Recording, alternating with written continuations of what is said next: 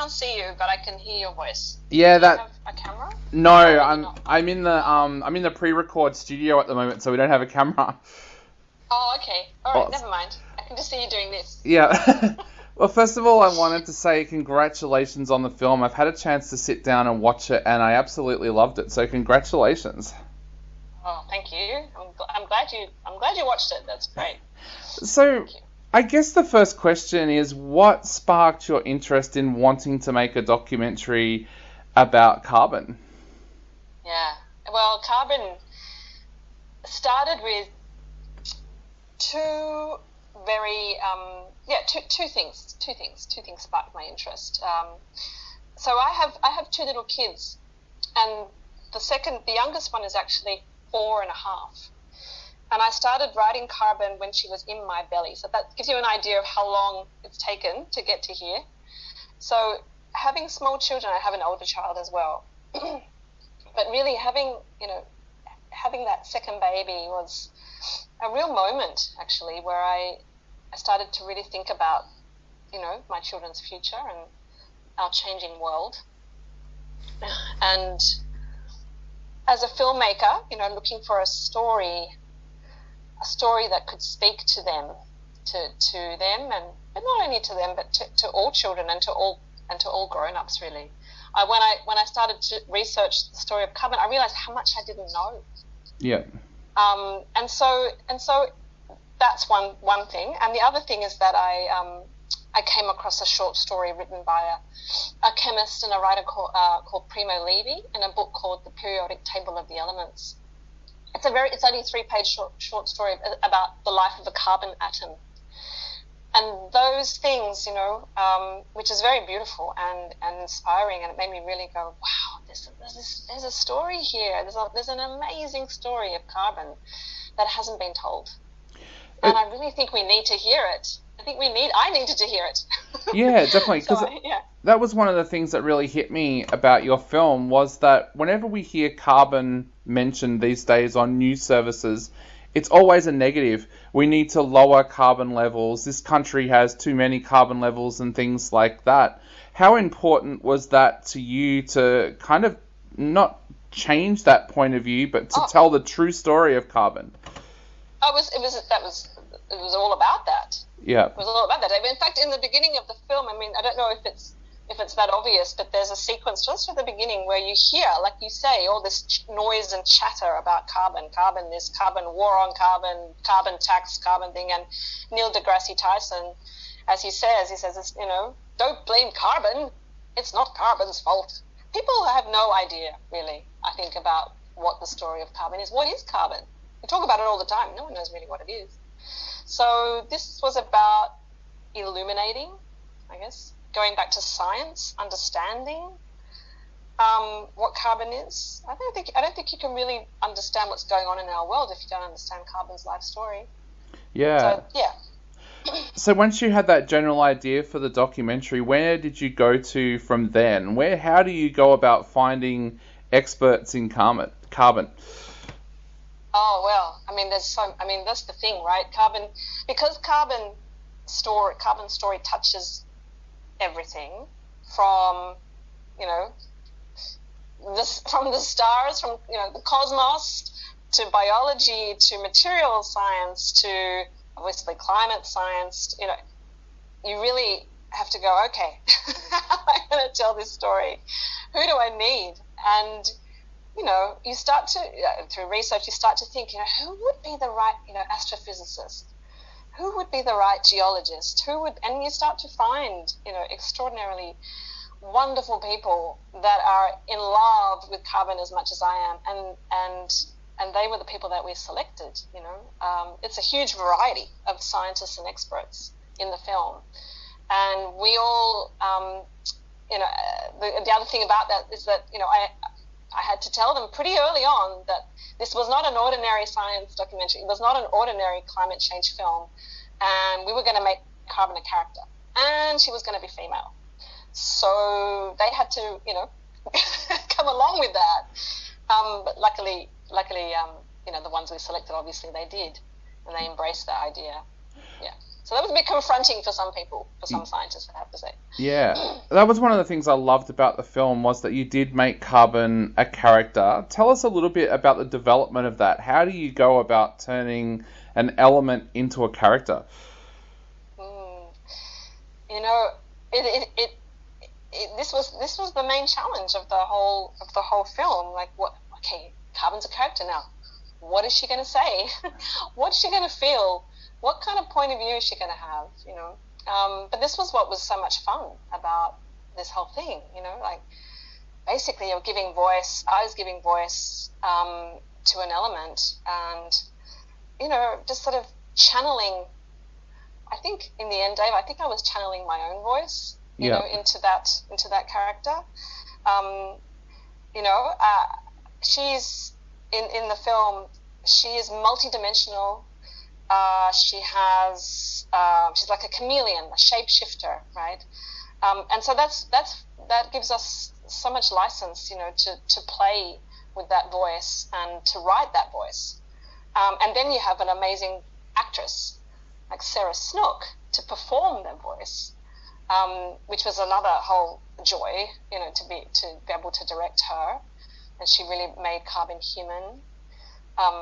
So all I can say is that was the central creative challenge, and it was really super fun to do.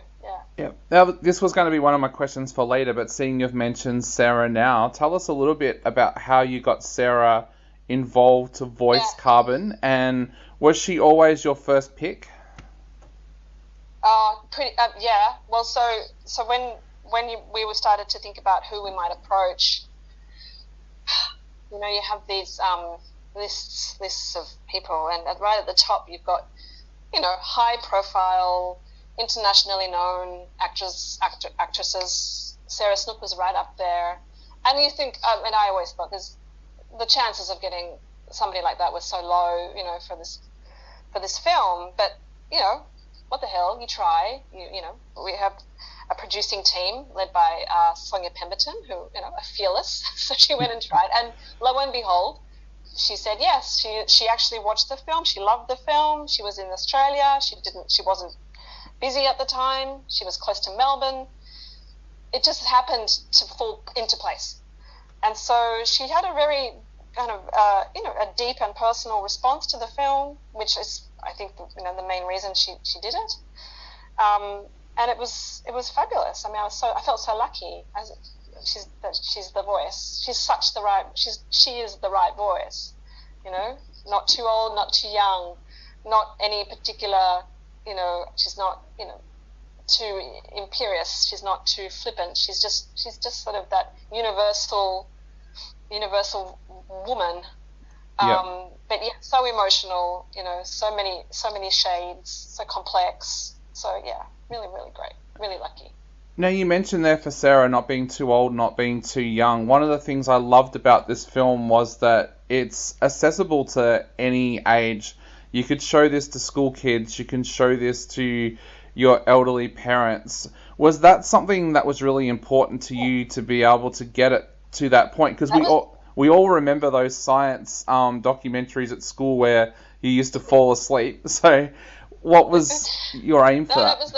That was the aim, Dave, to make it a film that could hit cross generations, that was entertaining as a cinematic experience, you know, for as broad an audience as we could possibly get to come to a film called Carbon, you know, and to kind of almost also as a kind of a pushback to those maybe anxiety-inducing memories of chemistry class at school, right? So, you know, the truth is, you know, I'm a complete nerd when it comes to science and history, and I find the story of Carbon, which is a 14 billion-year-old saga from the core of a dying star to, you know, to right now, me breathing out, you know, my carbon in my breath. Like it is an extraordinary, amazing ride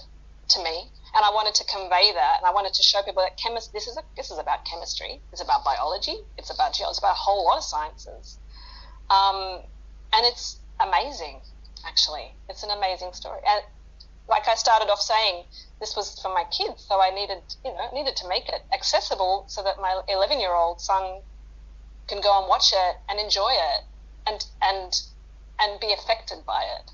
Definitely. To remember it. Now, where did your love for science, history, and filmmaking begin, and how did they all come together? Oh, geez. I mean, I've just always had a fascination with how the world works, or wanting to understand more about what's going on around me. It's just who I am. Yeah. So I carry that. But with filmmaking and science coming together, for me that's just a natural fit. I mean, I love filmmaking. I love the adventure of filmmaking and the process of collaborating with amazing people like composers and cinematographers and sound designers. I love that craft. So bringing in my desire to make sense of the world and the art and craft of filmmaking together is just like the perfect thing. And I have in Gene Poole, the executive producer, Sonia Pemberton, she's one of the gurus of science filmmaking in the world. Yeah.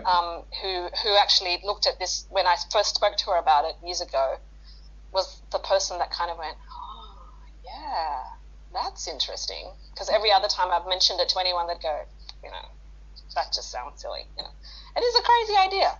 So it's when you have people that are sort of saying yes to this very unconventional idea of making carbon a person and doing a life story, it's a gift, and I just ran with it. Awesome. Well, Daniella, the result is absolutely spectacular. It's a documentary that I can't wait that my friends can go and see as well. So I guess to finish off, what would you like to say to people out there who are thinking about heading along to check out this documentary? I just think, okay, March 31, it's released across the nation. I think it's just, more than anything, it's a cinematic feast. So it's an oral and a visual extravaganza. So go for the experience, really. There are messages in there, and you'll get them,